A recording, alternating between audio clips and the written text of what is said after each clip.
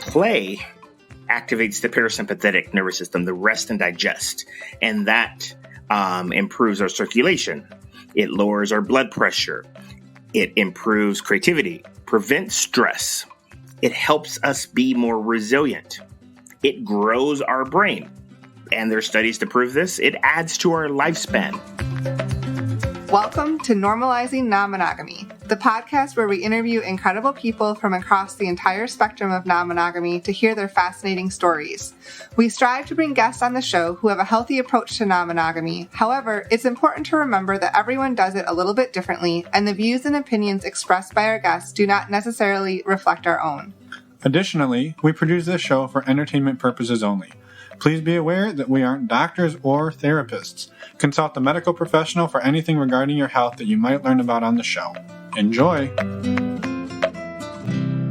Welcome to another Focus Fridays episode. We're Emma and Finn, and these Focus Friday episodes are topic-specific rather than documenting someone's journey through non-monogamy. But today, we are super excited to be talking to Ware all about the power of play. Yeah, Gary is a strategic play consultant, which is a real thing. And he has a company that he founded called Breakthrough Play. And his goal is to help people improve their businesses, relationships, and life through the power of play. And we met Gary a few years ago at a conference, and he is absolutely incredible. We know you're going to love this conversation with him. But yeah, we're talking about that. How do we use play, laughter, fun to deepen our relationships with our partners, with our spouses, or with anybody in our lives? And like, what are the benefits of that? And then, yeah, how do we do that? And so we're super excited about this conversation. Anytime we get a chance to talk to Gary, it's a treat. And so we're pumped to bring this to you. Yeah. And we just wanted to note too, this episode is about relationships in general. This is not specifically about non-monogamy. And in fact, Gary is in a monogamous relationship himself, but we love this conversation and think it's so applicable to everyone out there. Yeah. So we're going to jump in here shortly. But before we do, we have a couple of really exciting play-related announcements. So tonight, if you listen to this and you're like, damn, I want to have some fun, I want to play some games, well, you're in luck. We have virtual trivia tonight hosted by the bar trivia company Sporkle. And we did this a couple of months ago and it was fantastic. Everybody had a blast. We had a blast. So we brought it back. And so that will be tonight. I almost said February 22nd. Wrong month. Living in the past. It is April 22nd and the trivia is this evening. And so we are super excited about that. All of the information and how you can sign up is on our website, normalizingnonmonogamy.com. And you click on the community events tab and you will find the virtual events there. Right. We also have a virtual meet and greet that's tomorrow night, Saturday, April 23rd. And we'd love to have you come join us as well. To join these events, we require that you are open-minded and respectful, but that's it. So come join us. We'd love to see you and meet you. You don't even have to be non-monogamous. You just got to love to have fun. And you'll be open-minded.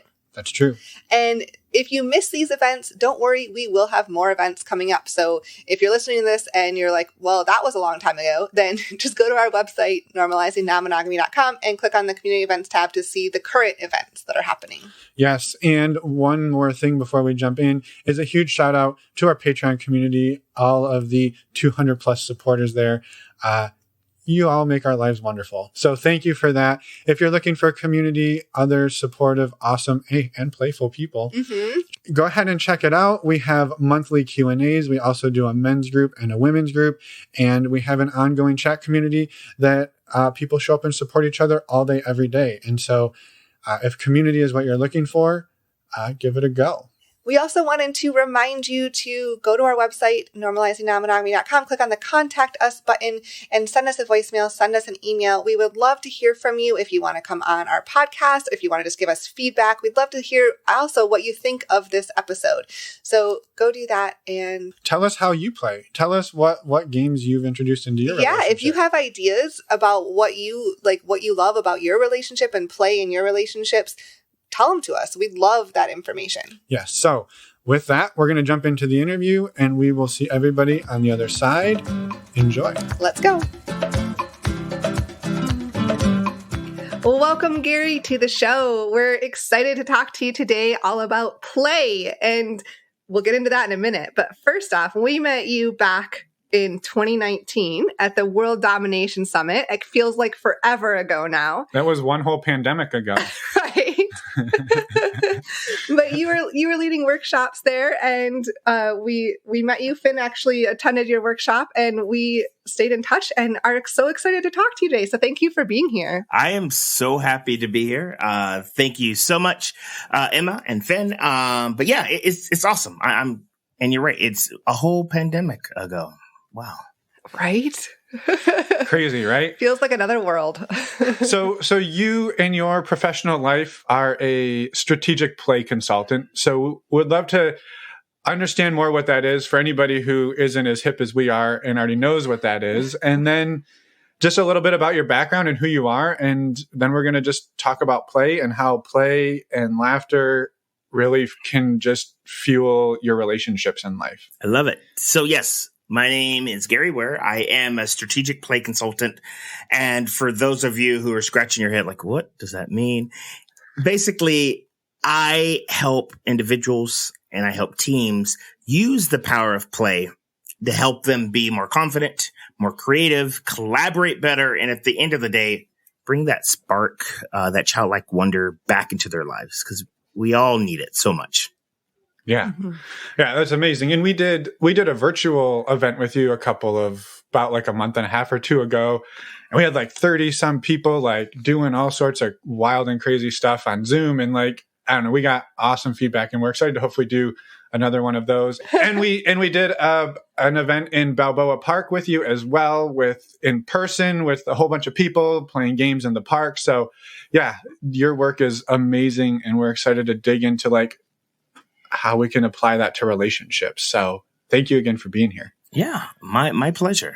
Yeah. And let's dive on in. Yeah, let's do it. Well, first, maybe like before we get into the relationships with other people, like how do you feel like play has impacted your life and sort of improved your relationship with yourself? Yes. So play is one of those things that as adults we take for granted. You know, somewhere, somehow, someone way back when was like, no, play is just for kids and it's not for adults. And we, as trying to fit in and be the best version of ourselves, we sort of felt shame and we put it aside, myself included. And it wasn't until I really started, realizing that, what, life is so dull without like embracing a playful spirit. Now, don't get me wrong. Like I still went on vacations and I still did all of those things, but I felt like it was a compartment. It was like, all right, this is work, Gary, and I have to be very serious and I have to talk like this and blah, blah, blah. And then there is like non-work Gary. And that's where I felt like I was really allowing my true self to come out. And so once I took an improv class like 10 plus years ago, I started to rediscover that playful spirit in me. And that's when it started to awake. And I started bringing these playful endeavors, these playful interventions into every asset of my life that I could. And regarding relationships, I know that when I am allowing myself to be playful, I'm allowing myself to be seen as my true self. Like play is a very vulnerable state. And another thing I want to, address, giving the title and the nature of this podcast, I personally am in a monogamous relationship. And I am an advocate, an ally for people who, explore all kinds of relationships. I know some, and I'm always open to learning more. And I find it, so awesome. And again, this is where play comes in. And I know we're going to talk about more about this, but just allowing yourself to just be your true self, whatever that may be. Yeah. Yeah. And I think one of the things I remember at the start of the virtual event and even the in-person one, like one of the sort of the key pillars is like, be open to making mistakes. And I think like it's really hard to explore and find new ways to do things in life if you're not open to making mistakes, if you're just afraid that you're going to mess up. And when you mess up, it's the end of the world. But like, I think through like the workshops I've done with you, like you see that like you're going to goof up and people are going to laugh, and then they're going to goof up and people are going to laugh, and like everyone's going to be okay. Yeah, well, it gets to that, like you said, the vulnerable state. Like play is a vulnerable place to be, because you are making mistakes. You are just being silly. You are showing that side of yourself that's not prim and proper or whatever it is. So it is a vulnerable place to be. Yeah. But the beauty of that is that, especially through the work of Brene Brown, exposing that vulnerability is the key to intimacy. When we allow ourselves to be vulnerable, when we allow ourselves to take off that armor that is trying to protect ourselves, then we can be seen for who we really are. And when individuals come together and do that, play is one of the fastest way to do that, then you start to have psychological safety. And when you have psychological safety, just like what you said, you can make a mistake. You can address when mistakes are happening, and you don't have this fear that you're going to be shamed for it. Right. Yeah. Yeah. Yeah. No, it's amazing. And again, sorry, before we jump into like the interrelational pieces of it, what are some of the like health benefits of like, maybe that just you've seen for yourself? Like you said, like for a while you were just like, life is dull. And I imagine you didn't graduate with a degree in strategic play consultant. So like there was a shift for you somewhere along the way of like what did those, when you started introducing this, like the health benefits you saw for yourself and that you've seen for other people, like as they've like let this come alive inside of them? Yes. Well, one of the biggest benefits is that it reduces blood pressure. We have various states, and when we're in the sympathetic nervous system, when that's activated, that's our fight, flight, or freeze response. That is only meant to be active for a short period of time. It's meant to address some sort of dangerous situation, deal with it, and then go into the parasympathetic nervous system, the rest and digest. However, in today's day and age, the things that stress us out aren't necessarily physical. They're not in our sort of state right now. We're not, in it. For the most part, most people aren't in danger. There isn't something that is, about to attack you or something like that.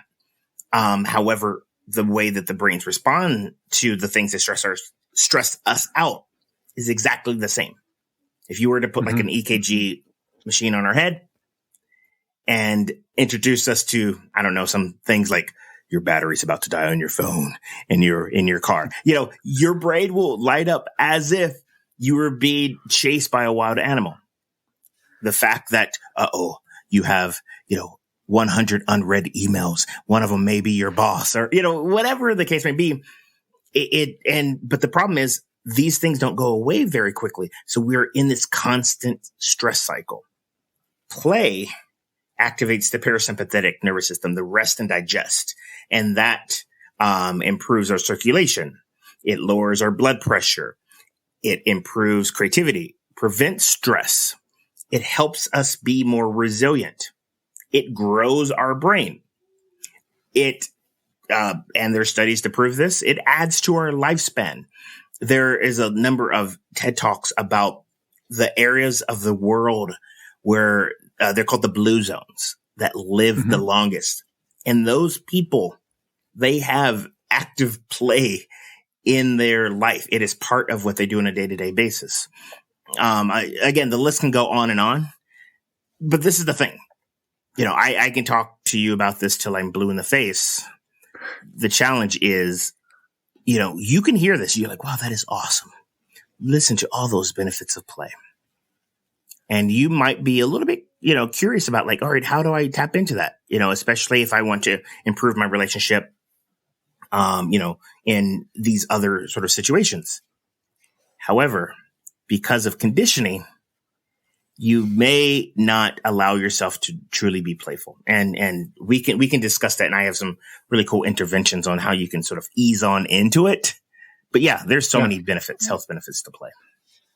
Yeah. Amazing. And then how about like when we then bring in the relational aspect, like we talked about, for me personally, what's the benefit, but like, what's the benefit for Emma and me if we're going to bring play into our relationship? Yes. Well, it improves trust. It improves collaboration. It allows each partner to listen better and deeper. I can keep going, but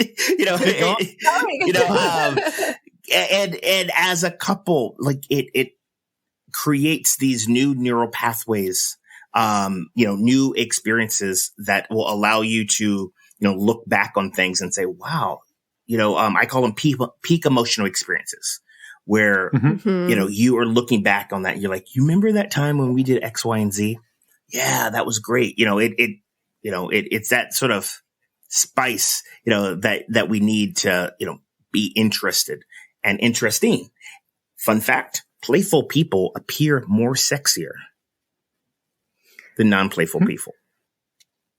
There's something. Yeah. Is that a scientific? That is a scientific fact. That is a scientific fact, and I don't know why that is.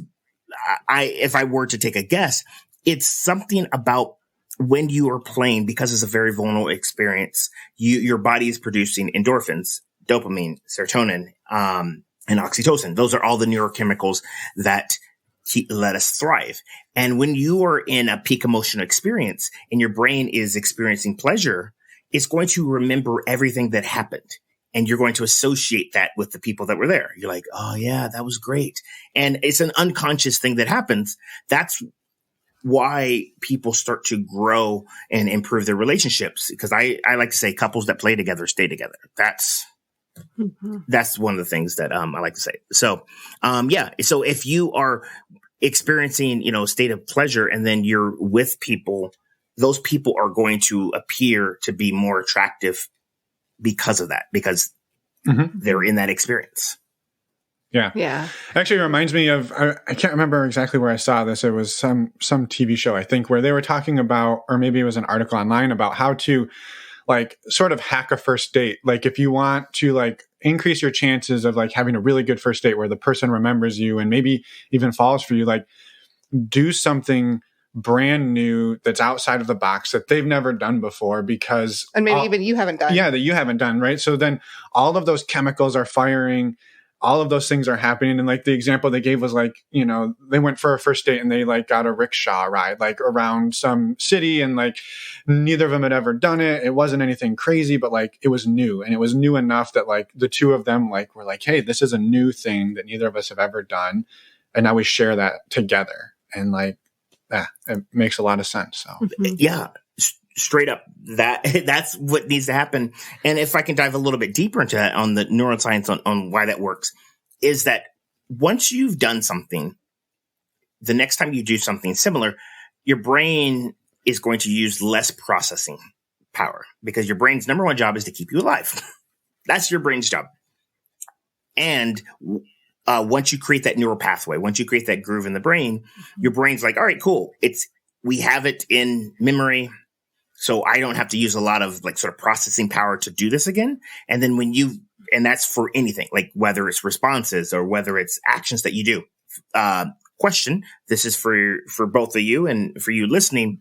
Do you know with 100% certainty which foot you put on first when you're putting on your pants? Huh. I have a pretty solid guess, but I don't know for sure. A guess, but I don't know for sure. Which one? I'm just curious. I believe I go left leg first. I believe I go right leg first. Cool. But you really have to think about that, right? And even now you're just like, I don't know.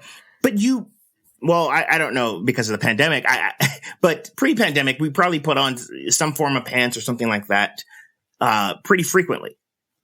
However, because it's something that we do regularly, we don't have to engage our brain the way that we were the first time. Again, we can all remember what it was like trying to learn how to drive. That takes a lot of brain processing power. And now, if you've driven and you're a little bit more comfortable to it, you can drive and probably, experience a situation where you're like, oh crap, we're here. How did we get here so fast? Again, your unconscious brain has control and is, taking, is driving you. You're just sort of like in this, sort of Zen-like state, almost a hypnotic state of just like, la, la, la. And so getting to my point, when you, so because of that, like, that's why conversation starters of how are you and stuff like that, someone will answer, but it's not going to spark the same things in the brain. You do something different. The brain, because the brain's job is to keep you alive, is like, oh, this is new. Bing, bing, bing. All the lights come on. And especially if it's something pleasurable. And I'll add another thing too. This is where, again, the vulnerability comes out. But even if you are getting outside your comfort zone a little bit, that also adds to it. And when you think back on what you did on, Saturday, March 5th, and it was something like that, you're like, oh yeah, March 5th. Yeah, that's when we went on this amazing date. We did X, Y, and Z. And again, it doesn't have to be super complex, but yeah, what are the things that we don't normally do? How can you do that? And, or what if you could do something that you would normally do and put a cool spin on it so that it appears new? And as a result, you are going to be more memorable. You're going to be more, you're going to, again, appear more awesome. And I like to think because you're doing that, you're being playful as a result. Yeah, we had some friends tell us recently that they went on a date, and they've been together for quite some time, but they changed up their normal date routine from just like going to a restaurant, but they went to a restaurant. But before that, they went to Goodwill and bought clothes for each other. Like they each picked out outfits for each other. And then they went and changed into those outfits and then went out to dinner. So they bought like these ridiculous things that each other had to wear. And they changed up their normal, quote unquote, normal date into something more memorable because they were having fun. They were playing with that, with the dress and just having fun with a date in a different way. Yeah. Again, it's just one little element. One, because you're being playful, you are being creative, and it's going to be more memorable. And I will bet that you had more fun. So yeah, yes, totally get it. Yeah. And the more you do that, the more creative you get to keep going. Exactly. Yeah. And then the more that you're going to get out of these relationships, and the more intimate, and when I mean intimate, like, closer, that you're going to be. And one of the other benefits of play as it pertains to relationships is empathy. It increases our ability to be empathetic and understanding. Yeah. That makes a lot of sense too. You mentioned that we all, some people, but a lot, I imagine it's pretty common, have a lot of conditioning that makes this really hard for them to do. I want to circle back there and kind of talk about recommendations you have to work through that conditioning. Well, the first thing is to just acknowledge that. And when we talked about being open that there is a new way or a different way of seeing things. Because again, for as long as I can remember, my dad always said, son, you can only play when the work is done. You can only play when the work is done, son. Is your work done? You can't play. Is your work done? You can. And then so that's one voice that I'm over and over again for years. And then another one is, teachers, sit down. You need to act this way. That's not appropriate behavior. That's not appropriate behavior. Your brain is just hearing that's not appropriate behavior. And you starting to associate all these things. And then you do anything like mildly entertaining or something like that. Again, that voice, that's not appropriate behavior. And then again, your brain's job is to keep you alive. One of our biggest core fears is the fear of being left out and forgotten. Mm-hmm. And so your brain is like, hey, you do that weird thing, they're not going to like you. And if they don't like you, then the next person's not going to like you. And next thing you know it, you're going to be all by yourself. And I'm joking around, but like, again, these are the things that our brains do in the background. Mm-hmm. And so as a result, you like, no.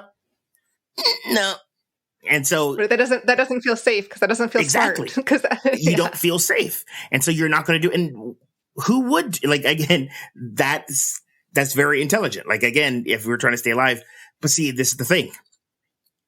Our anxieties aren't always telling us the truth. Mm-hmm. And it's just like, if my mom, if you're listening to this, I love you, but that you're just trying to keep me safe. And some of the things you say don't really make sense. But so as your brain's job of trying to keep you alive, it's going to say some stuff, and it may not necessarily be 100% true. And so this is where the awareness comes in of like realizing, because when I'm working with people, sometimes they don't even realize they're doing that. It's happening on an unconscious level. They just one day realize, like, man, life is just so dull right now. It's just so small. Like that square around you is just tiny.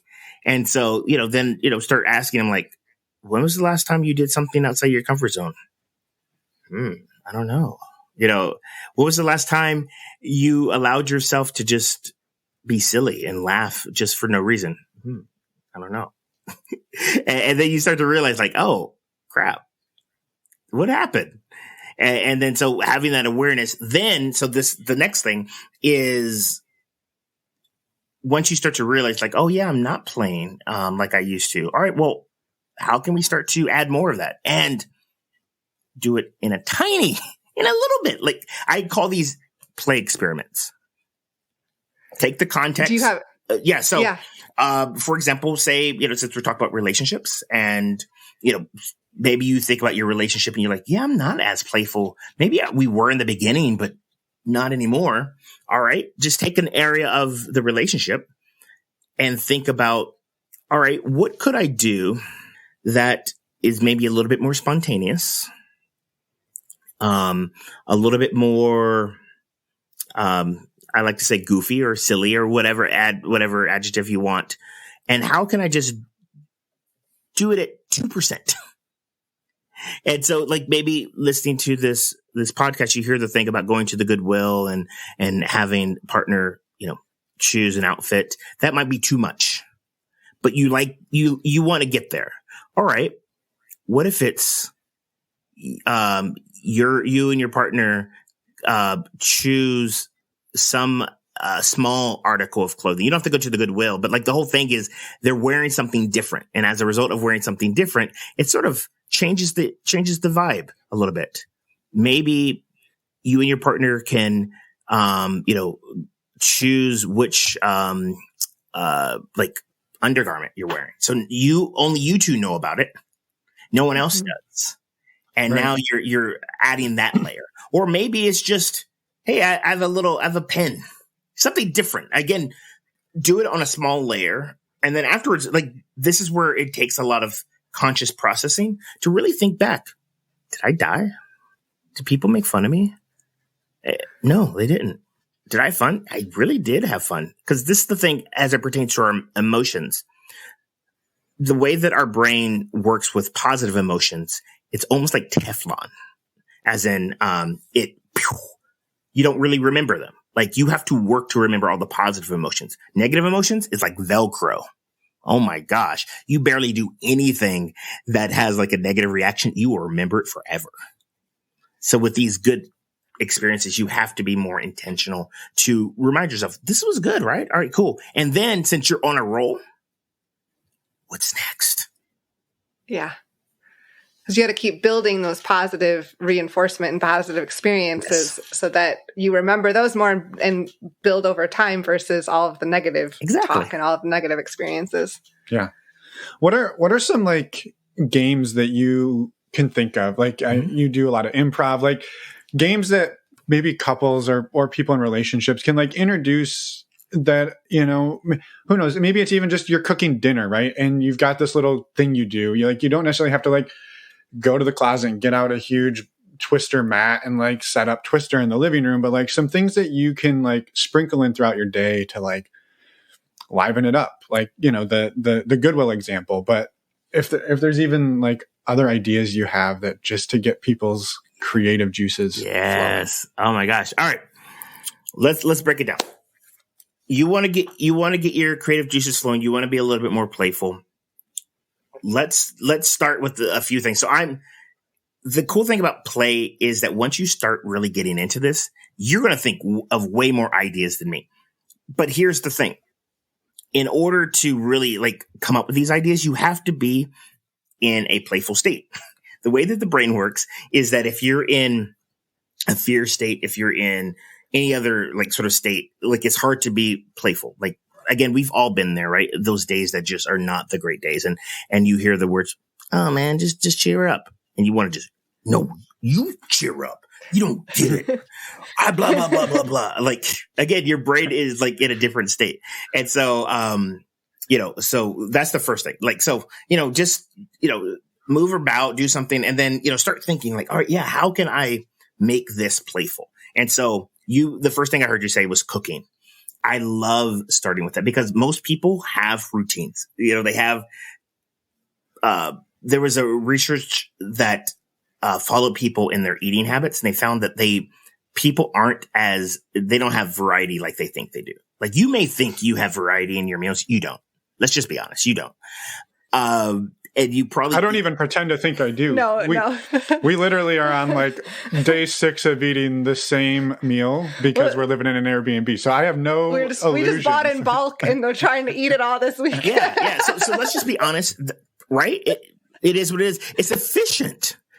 It is very efficient. And especially if you're trying to eat healthier, is like, what? When you start to add stuff like that, then, the chances of you doing that is slim to none. So totally get it. This is the cool thing. Every now and then, why don't you, again, pun intended, spice things up? One way that you can do that is, and this again is not for everyone. So like if you hear something like, it's not for me. All right, cool. Try something else. But when it comes to a meal with you and your partner, maybe one partner picks an ingredient and then the next person has to create something around that ingredient. And then, you might eat the same thing that you normally do. But again, the fact that you are making this around an ingredient, it creates a game. And now you're playing with it. Or again, what if dessert? What seriously, why aren't you having dessert? And what if you just ate dessert first? Like, again, we have all this conditioning. Dessert has to be last, and I have to eat all of my food before I deserve dessert. No, you deserve dessert regardless. You don't have to prove yourself for dessert. Why don't you eat it first? Seriously, eat dessert first. If you want to. If you want to. Like, if that, like, again, right? If you want to. Right. You must. You must eat dessert Yeah, why first. not? Yeah. Yeah, if you want to. And fun thing, because I love dessert, love eating it first. It's almost like an appetizer. Because 2, the meal, like this is eating out and stuff like that, because the meal, you can take the meal home and you can warm it up. And I usually eat too much of the meal. And when it comes to dessert, my favorite thing, I'm like, oh, I'm too full. And then I force myself to eat it because I love dessert. And then I'm even more like stuff. So I'm like, you know what? Let's do this. Anyways, that's just me being playful. But again, it's all about how can you get curious? When you start to tap into curiosity. So imagine this. Curiosity is a dial. Most people, their curiosity is stuck at 1 or off. And anxiety is at a 10. These are things, if you think about things that are in your control, you can control how curious you are. That is something you can do. And the more curious you get, the other dial starts to go the other way. And so you're like, oh yeah, what could we do as it pertains to cooking that is different, that allows us to do it in a different way? One of the easiest things, if you want to be playful, use your non-dominant hand. Yeah. Good point. Just be careful if you're using a knife. Touche. Yes. Oh my gosh. Yes. But see, that's the thing. Like when you use your non-dominant hand, it is extremely playful for a few reasons. One, you're not going to be good at it. It's going to invite a lot of mistakes. And a lot of laughter is going to happen. And guess what? When you have that laughter and, both partners are like into it, like it's going to create all of those neurochemicals that I talked about. And because you're being vulnerable, you're not being perfect, you're going to be closer. So again, that's cooking. Another thing, as far as adding playfulness, why don't we have more music just playing regardless? Yeah. One of the fastest way to create a mood or a vibe is music and scents, like smells. Mm-hmm. That is easy. We all have songs that we like. I like in my house, I have the Apple HomePods, and they're in just about every room. So I can go in that room, and I'm not going to say that word, but that person's name who starts with S. I could say, play music that, makes me happy or whatever, sure. Sensual or whatever. Boom. Here we go. Now I'm getting into the mood. Also have lots of air diffusers and bought all kinds of different essential oils. And again, little experiments of like go through and smell it. It's like, ooh, this reminds me of this. All right, cool. You want to create a vibe? Get some essential oils. Boom, boom, boom. Like now, we're in a forest. You're in your boring kitchen, but now you're like, you have the right soundtrack. You have some smells. Yeah. I love it. Yeah. I was going to throw a couple of other ideas out there. We're being creative. Stuff that we've kind of introduced in thinking about it. I think we need to do it more, but we often do it when we have like a group of people. But with cooking, right? Like, okay, well, chicken's got to be cooked to. I'm not going to get into cooking theory, but I'm going to say 165 because that's what the USDA says. Well, no, that's safe. Yeah, no, we do not want anyone getting salmonella. Right. Let's not play with. Yes. All right. We'll talk about that in a different podcast. The science behind cooking. Yes. The science behind cooking. That's a different episode. But so you got to cook chicken to 165. So you got your meat thermometer. So I don't want to encourage gambling, but you can bet on it, right? Like, okay, what time do you think the chicken's going to hit 165? And I'm about to go check the chicken. What do you think it's at? Right. And everybody guesses. And then you come back and you're like, well, here's where the chicken's at. You and you were over, you win. And hey, the chicken was done at this time. So you can just make these little betting fun bets with each other about what's going to happen and when's it going to happen and how's it going to happen. So those are some things that we've done on occasion and have a little bit of fun with ourselves. So yes, I love it. I have one other to add Please. too, and I haven't even told you yet this, Finn, because my other partner brought this idea up to me. I don't know how it came up in a conversation the other day, but he suggested, or he brought up egg boxing. Have you ever heard of this? Tell me. So what's egg boxing? If you're cooking eggs, you take 2 eggs. He heard about it on another podcast. So if you have 2 eggs and you're cooking them, to crack them, you hit them against each other, and one of them breaks and one of them doesn't. Likely. I mean, I guess it's possible that they both break, but one of them breaks. The one that doesn't break is the winner of that round. And then depending how many eggs you're cooking, you break how many you will have to do. And whoever's the one that keeps is the winner that doesn't break, then you can put that in the fridge until the next time you cook eggs and then try again and see how long that egg will keep winning.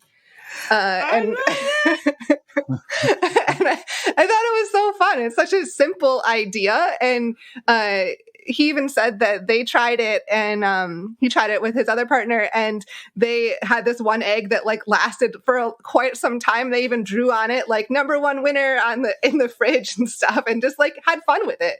Yeah, right. Again, it's so simple, but these are the things that kids think about. Right. Like nobody's business. And us adults, we're like, no, that is a waste of time. Actually, it is not a waste of time. When you're in this playful state, because of all the health benefits and stuff I told you about, you're going to be more likely to continue to be engaged, to, there's all these other things about productivity and stuff like that. No, it's stuff that we need. When you are just being dull and boring, then times can be oh, it's dragging on. It's just seriously. I love that. Egg boxing. Right. Yeah. I'm all for it. That's amazing. We'll have to try it too. Yeah. Oh my God. So I'm normally not good at puns. But this one just came to me, so I have to say it. You start to give your egg's name, Egg Vander Holyfield. Yes. There you go. Yeah. Perfect. I love it. The other thing I was going to maybe throw out there too is like playing a board game together, right? Like when was the last time you went and got out a board game and played a board game together or a card game, just something, right? And what we've really tried to be intentional about doing that. But one thing we've found that's actually really beneficial is finding a cooperative game where Emma and I are on the same team. So like one of the probably best known ones, and we play it a couple times a week, is Pandemic, right? And so we're racing to like beat the diseases in the world. It's a little bit too real at the moment, but like finding games where you're on the same team. So it's fun to have that competitive edge, sometimes against each other, but we're working together for a common goal. And I think that there's a real power in that for us. There is. So one fun fact about such an intelligent thing that you're playing this game. What play is, especially for kids, play is simulation. Did anyone ever wonder why, like when we were like young, they gave us things like, oh, our first kitchen, or, our sort of dish set and this, that, and the other. When we're playing, tool set. Yeah, the tool set and all that stuff. When we're playing, it to your brain is like, oh, this is like, it doesn't count. And so you're in this simulation mode. But the cool thing is your brain is remembering, your brain is training. And there's a lot of science that shows that, how we play with things becomes like how we do things outside of play. And, so by giving kids all of these things, they're like teaching them through fun, playful things, how to be normal, people of society. Going back to your thing, play is all about creativity. Play is all about like showing that, oh yeah, we can work together. So you not even knowing this or playing Pandemic, thinking of all these great, like, again, it's a made up game, but like to your brain, you're like, oh yeah, we're great at working on these high stakes environments, sort of situation. So if the pandemic were to ever happen, I'm calling you up. I'm like, hey, what are we doing? What are we doing? I'm following you. I'm following your lead. You played this game. And again, like, it's so real. Like, it hits close to home. But that's the other thing with play is that play allows us to have like a brief respite to like sort of like realize that, you know what? There's that, what I call the and. Like these things can coexist. This can be uber serious, and we can also find space to laugh and have a moment of joy. Yeah. One of our other favorite games is called Racco, and it's a really simple game, which is nice, especially if you're tired at night and you're like, well, we just want to, play a couple rounds of something to like have some fun together. And that's a really good game that we've enjoyed too. But definitely not cooperative. No, it's competitive. Definitely get super competitive. So we got to balance out the competitive with the cooperative. Otherwise we're, So one thing with that, so to that point, because this is where when other people, especially adults, think of play, they have a hard time think of other modalities of play, and they think of like very competitive. And when it comes to competitive, that is one play personality. And when it's kept into check, it's actually great. Competition is not a bad thing. It's only a bad thing when it becomes so competitive that it's not even about the game anymore. It's about winning at all costs. That's not play. That is not play at all. We're out of the zone of play, because when you are playing, it's all about the activity, and it's not necessarily about the results. It's about what we're doing now. And, so you can compete, and I love how you're balancing them out. Jane McGonigal, researcher, she has an amazing TED Talk, on play and games. Specifically, she wrote this book called Reality is Broken, another book called Super Better, about actually making your life a big role-playing game. Super amazing book. But one thing that she found through play is that because when you're in a play-like state, your brain is synchronizing, even if you're competing against each other. So if you have the right sort of environment and you realize, hey, look, yeah, we're competing against each other, but at the end of the day, high five, good game, it's all fun. You will still bond. She did some research where people were playing games like Call of Duty against each other. So again, you're fighting against each other. There's a winner, there's a loser. However, those groups of people who did that, had very strong relationships, very strong bonds. And it reminded me of growing up. I played, Nintendo, and those things, being a kid of the 90s. One of the games that we loved to play as groups, was, now I'm dating myself, so forgive me. But 007 Goldeneye.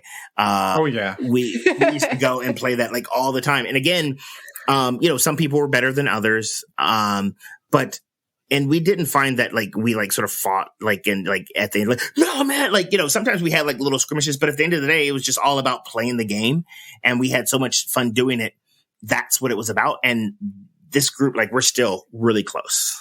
We don't spend as much time as we would like, but again, it just shows that, again, playing a game, a board game, adding that in, and in the work that I do, I call that play by design. So play by its definition should be spontaneous and should be something, that we are just sort of, we discover it and we're playing.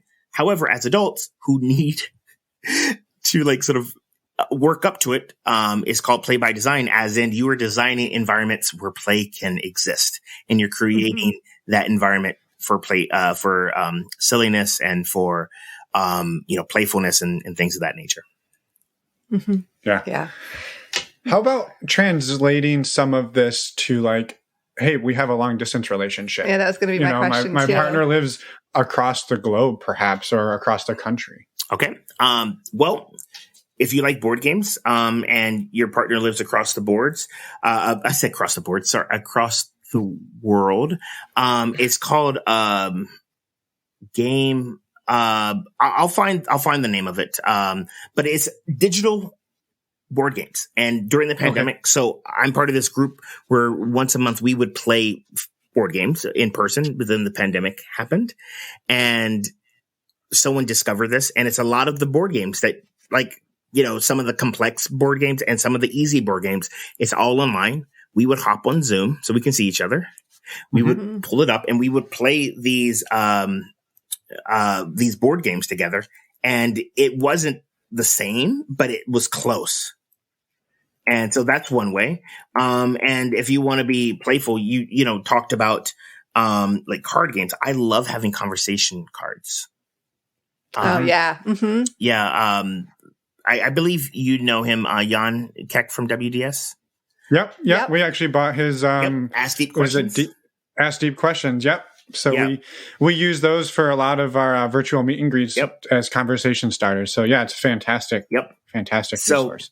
That is something that you can do. At the end of the day, the whole point is all about intention. Mm-hmm. And the word that I was thinking of is called Board Game Arena. .com. So awesome.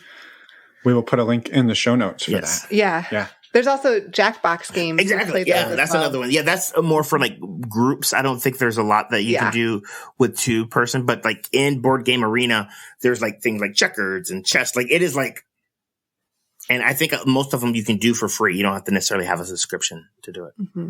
Mm-hmm. Awesome. Yeah. Very cool. Yeah. Well, you could also, I was just say, just thinking about, you could build in scavenger type hunts as well, into your relationships and long distance or even in person. Yeah. Just playing with that, and taking some, I think the creativity here is trying to take some games that as a kid and applying them as an adult. Yes. That's a great challenge. And I've given a number of people this challenge of what was a game that you loved to play as a kid and how can you adapt it for adult or play it, either or. So that's one challenge. Another challenge that I've given some people is one person takes a game that they used to play that they love. Another person takes the game that they used to play and love. And how can you mash it up and create a new game? And again, it involves creativity. Maybe it's not possible, or maybe because of it, you find something. Again, it's all about discovery. It's all about just allowing yourselves to co-create, to not be perfect. It seems like very sort of like, it's very messy. And so one person, so I, as a very playful person myself, I love giving shout outs to people. And one person that I recently connected with, they live in Canada, and their username is the Playful Warrior. Her first name is Kara, and she does a lot of work with inner child healing.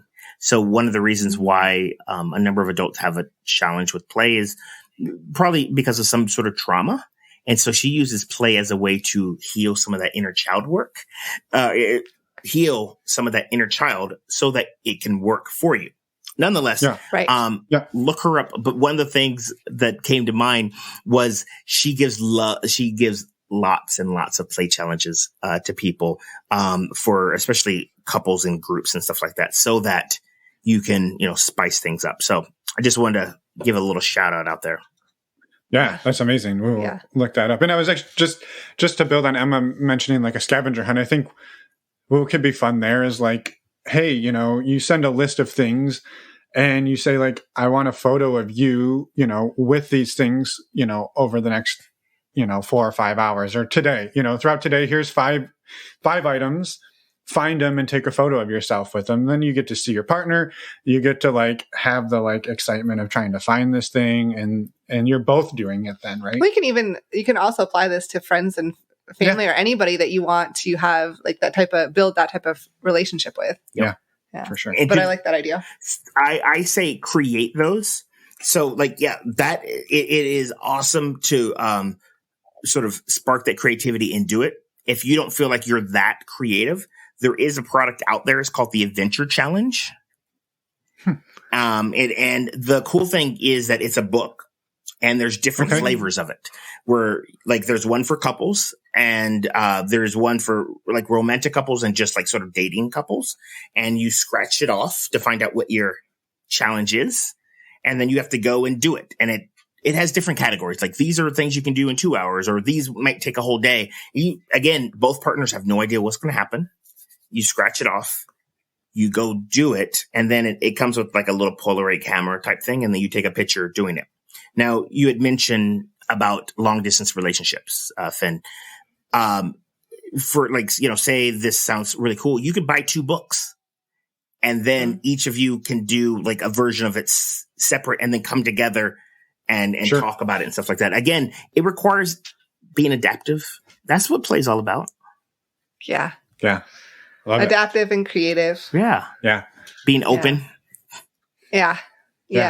Is there, we could sit here and think of games all day, and I would love to do that. Is there any other like burning things that you need to say to like us or to the people listening before we give you a chance to like plug your work, how people can find you? Because inevitably there's probably CEOs and the like listening that like, hey man, we need a little more Gary and a little more fun in our company, like how people can find you, what they can expect.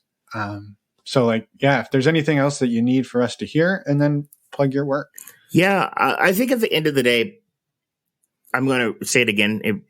It's worth repeating. If you're like most people, this is probably a little bit uncomfortable.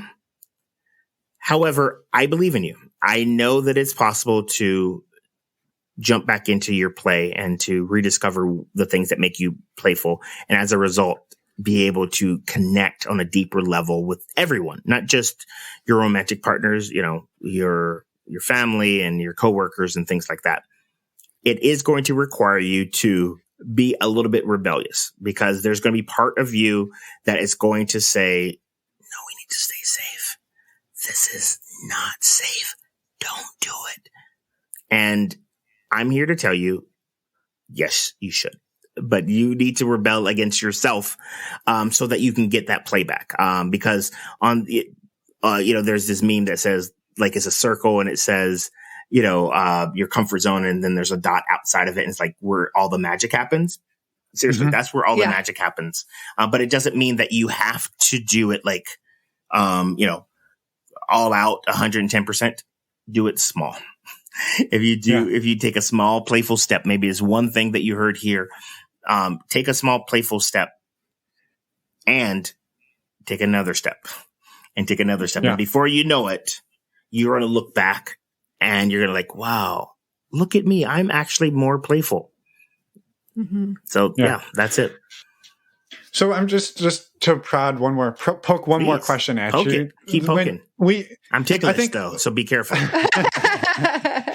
I think a lot of us, if not all of us, right? Like you talked about, like, you know, the games kids play, right? And they make these games up all the time. So I think innately we're all like born playful, and then like society like vacuums it out of us, and we're sort of left with this like, oh, that's a really void of right? like, dark analogy. But yeah, it's pretty spot on. Yeah, though, it is. So when you jumped back in and you went to that first improv class or course, you know, it was, you said about 10 years ago, like how long did it take for you to like come alive again? Like, or did you walk in first day and you're like, hey, this is easy, I've just been like hiding this the whole time and it's ready to go? Or were you like, was it a slow process for you coming back to it? It was a slow process, but I think instead of vacuuming, let's use this word, dehydrating. There you go. Oh, so yeah. like, you know, we get dehydrated, all the play gets sucked out of us. Like, you know, like all the juices and stuff get sucked back out of us. And then I was dipped into play through improv, and I got a sense of like, ooh, because again, play is inherently pleasurable. It's going to feel good. You're going to like it and you're going to want more of it.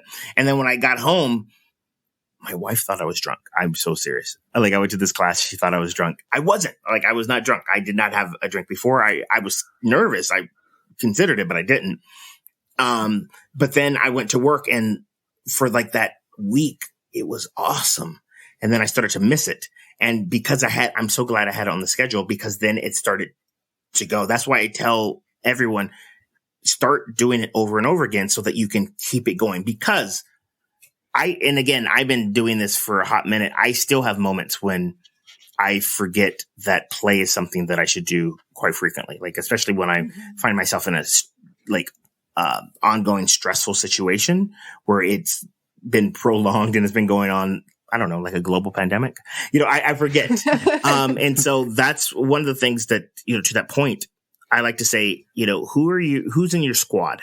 Who are your playmates that know that you want to be playful and that can give you little play missions, little play challenges to help hydrate you back again? I think we're onto something with this hydration thing, but yeah, but that's what it is, because we're going to go back to it. Like, it's just how it is, because our default state, as what I like to say, it should be playful. It's not. It's anxiety. And so sometimes we need those little pokes. Yeah. Mm-hmm. Well, and I think that's a great point. And sorry, I talked over you, Emma. Like you said in there, like, I'm glad it was on the calendar. I'm glad it was scheduled, because I would have forgotten. And I just wanted to throw that out there. It's like scheduling time to play and to have fun with your partner or your friends. Like, that doesn't take the fun out of it. So like, schedule that shit, put it on there, make it a repeating calendar event. To do that in the beginning. Yes, you will. You will need to do it in the beginning. You're absolutely correct. And you have something to look forward to. It's on the calendar. Right. And that's actually the exact point I was going to make too. Sorry, you want to say it and I'll edit it back in, so it sounds like you came up with it? It's all good. It was your idea. Right. It's all mine. We're so synchronized because of all the pandemic we play together. Exactly. Group mind here. Yeah. Right.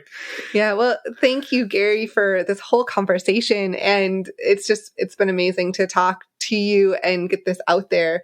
We would love for you to plug your work and tell us where people can find you. Yes.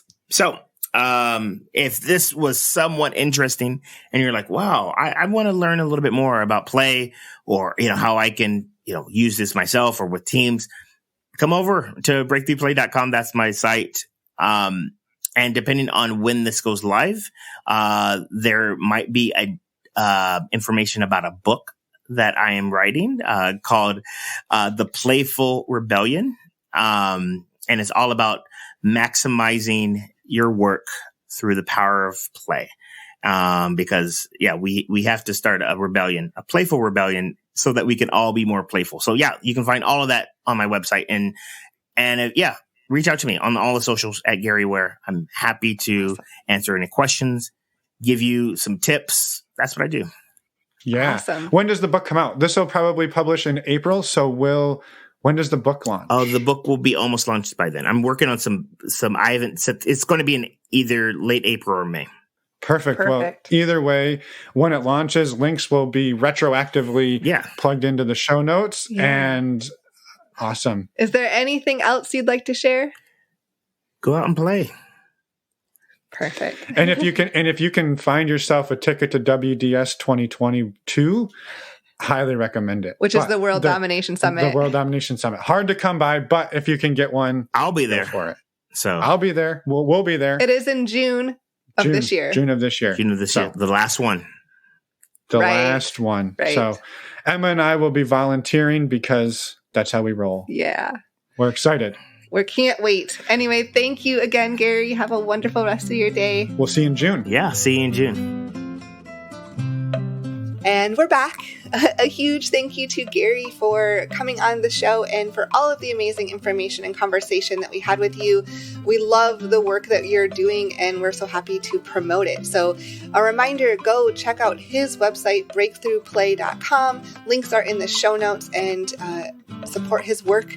It's amazing. Yeah, I will say, if you get a chance to hang out with Gary in person, you will leave feeling happier, lighter, and more connected. We did an in-person event with him just a couple of weeks ago in San Diego. It was a small group, but I think, honestly, like the bonds we formed with those people at that group, we've become friends. And that's amazing that you can do that in such a short period of time. And so that is the power of play. Mm-hmm. Nailed it. Nailed it. A quick reminder. That seems sarcastic. It was. Yeah, nailed it. You really nailed it. It wasn't supposed to be sarcastic. Anyway, a quick reminder that we do have virtual trivia tonight. That's April 22nd, and a virtual meet and greet tomorrow night. That's April 23rd. Please come join us. We'd love to meet you and have some fun with everyone. Meet you and greet you. Yeah. The requirements are for you to be open-minded and respectful. Also, if you missed the events this weekend, don't worry, we will have more in the future. So come back and check it out. All the information is on our website, normalizingnonmonogamy.com. And we, again, would love to hear from you. We would love to hear your feedback. If you're interested in coming on the podcast to share your story, or you even want to just send us how you have introduced play into your relationship, we would love to hear that. So head over again to our website, send us an email, send us a voicemail. We would love that, and we will respond because that's what we do. Because it's fun for us. It is. All right. Next week, we've got... Sorry, I should have responded a little more to that. No, it is so fun for us. We do love all your emails. That should not be underestimated. We love getting emails. We love responding, and we love connecting with all of you. Trying to make up? I am. Trying to make it up to them, huh? I was not clear in my response to what you're saying. Next week, we have a regularly scheduled Wednesday interview with Miche, and we are super excited about that one. It is a fantastic conversation, so you do not want to miss out on that. We will see you then. Actually, we'll see you tonight, and we'll see you tomorrow night, and then we'll see you Wednesday. Yes. All right. I think that's it. That's it. Bye, everyone. Thanks for listening.